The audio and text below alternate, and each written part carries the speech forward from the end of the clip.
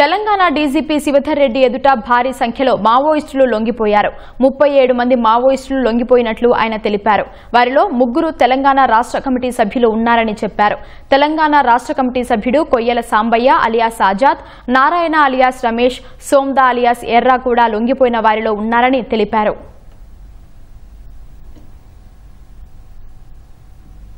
అజ్ఞాతంలో ఉన్నటువంటి 37 మంది సిపిఐ మావోయిస్టుకు చెందిన పార్టీకి చెందినటువంటి వాళ్ళు పార్టీ నుంచి బయటకు వచ్చి ప్రభుత్వం ముందర ఆత్మసమర్పణ చేసుకున్నారు.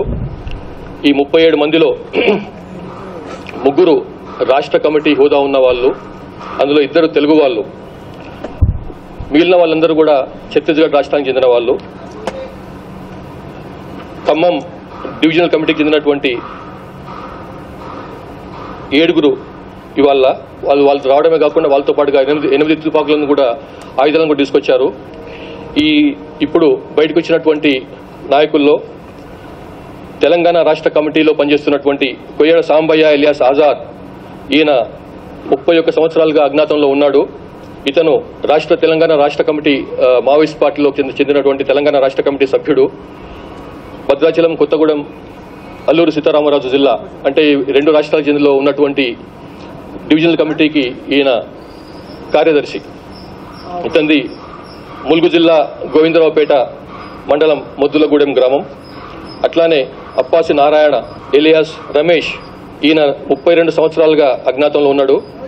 ఆయన కూడా తెలంగాణ రాష్ట్ర కమిటీ సభ్యుని హోదా ఉంది. ఇతను సాంకేతిక విభాగం మెడికల్ డిపార్ట్మెంట్ కు ఇన్ఛార్జ్ గా ఉన్నాడు. రామగుండం, పెద్దపల్లి జిల్లా 2 తెలుగు వాళ్ళు, మిగతా వాళ్ళందరూ కూడా ఛత్తీస్గఢ్ రాష్ట్రం చెందిన వాళ్ళు. ఇంకొక రాష్ట్ర కమిటీకి చెందినటువంటి నాయకుడు ముత్సాకి సోమ్దా ఎలియాస్ ఎర్రా, ఇతను జగర్గుండ పోలీస్ స్టేషన్, సుక్మా జిల్లా, ఛత్తీస్గఢ్ రాష్ట్రానికి చెందినవాడు. ఇతను దండకారణ్య స్పెషల్ జోనల్ కమిటీకి చెందినటువంటి స్టేట్ కమిటీ మెంబరు.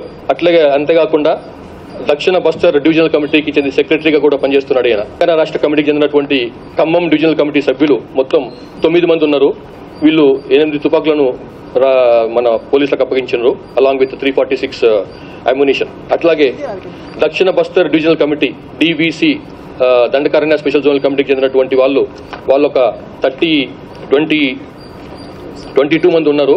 వాళ్ళు కూడా ఇవాళ పార్టీ నుంచి బయటకు వచ్చేసి ప్రభుత్వం ముందల జన జీవన స్రవంతులు కలిసేందుకని చెప్పి బయటకు వచ్చారు. తెలంగాణ స్టేట్ కమిటీలో పనిచేస్తున్నటువంటి వాళ్ళు 2 స్టేట్ కమిటీ మెంబర్లు, ఒక ఏరియా కమిటీ మెంబరు, 9 మంది దళ సభ్యులు, మొత్తం 12 మంది.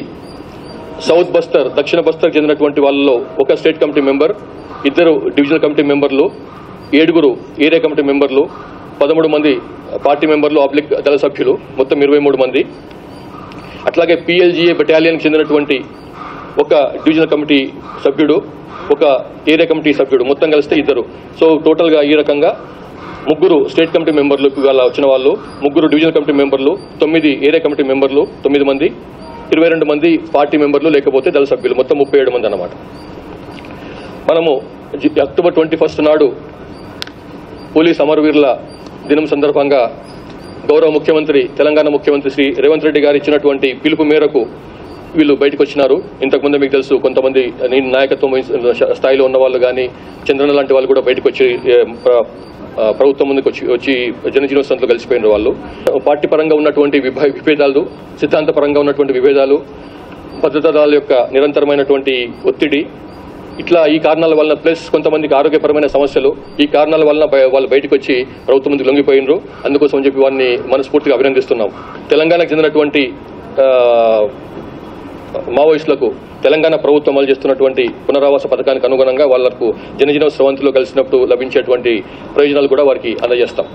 రీటరేట్ చేస్తున్నాం. ఇంతకుముందు ఇచ్చినటువంటి పిలుపును మేము పాత సీఎం గారు, ఆనరబుల్ సీఎం గారు చెప్పారు, అట్లా మేము కూడా లాస్ట్ మీటింగ్లో కూడా చెప్పినాము, బయటికి రాండి, మీకు ఎట్లాంటి ప్రాబ్లం ఉండదు, మీకు ఎట్లాంటి సమస్యలు ఉండవు, మీరు ఏ రకంగా బయటకు వస్తారన్నది మీ ఇష్టం. ప్రెస్ మిత్రుల ద్వారా వస్తారా, మీడియా ద్వారా బయటకు వస్తారా, రెవెన్యూ వాళ్ళ ద్వారా బయటకు వస్తారా, ప్రభుత్వ ఉద్యోగుల ద్వారా బయటకు వస్తారా, లేకపోతే పొలిటికల్, మీకు తెలిసినటువంటి పొలిటికల్ నాయకుల ద్వారా, రాజకీయ నాయకుల ద్వారా బయటకు వస్తారా, ఏ రకంగా బయటకు వస్తారన్నది టోటల్గా మీ ఇష్టం. మీరు బయటికి రాండి, మీకు ఎట్లాంటి సమస్యలు లేకుండా, ఎట్లాంటి హెరాస్మెంట్ లేకుండా, సోకాల్డ్ వేధింపులు అనేవి ఏం లేకుండా మిమ్మల్ని ఆహ్వానిస్తున్నాం.